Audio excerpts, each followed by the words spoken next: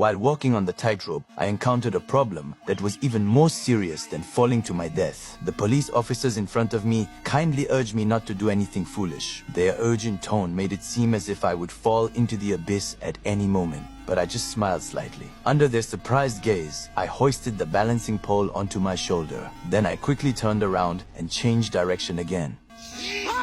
The whole process was seamless. The two police officers behind me tried to grab me but couldn't reach me. However, I didn't care at all and set off again. This time, I wanted to be even crazier. When I was halfway there, I knelt down. But this time, I knelt directly on the balance beam. Then I slowly spread my arms and looked down at the crowd below. I felt like a free bird, enjoying the scenery that belonged only to me above the clouds. At that moment, my companions encountered trouble. Another group of police officers rushed forward. It seemed that both sides wanted to pull me back to safety, but my emotions were very stable. Under their astonished gazes, I turned around once more. The police officers could only watch from where they stood. On the tightrope, I was the absolute ruler. Then I made an even more astonishing move. I placed one foot directly on the balancing bar. Even the watching police officers were impressed by me. Their eyes were filled with amazement. After doing all this, I set off again. The two police officers ahead thought I was preparing to return to the rooftop,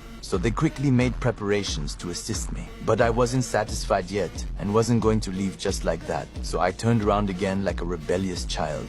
You are so big! Come on! But just as I reached halfway, I suddenly stopped and slowly sat down. At that moment, I felt as though I were sitting on the edge of the world. This sensation was both thrilling and dangerous. The next second, I actually laid down on the steel wire. This was something unimaginable for an ordinary person, but for me, it felt as natural as sleeping in bed. The crowd below grew larger and larger. They all admired me from the bottom of their hearts. However, just as I was immersed in this sense of pride and satisfaction, a seagull suddenly appeared in the sky. Seeing its blood-red eyes, I suddenly had a bad feeling. I quickly got up, intending to end this unprecedented challenge. Suddenly, a screw popped out. I nearly lost my balance and fell into the abyss.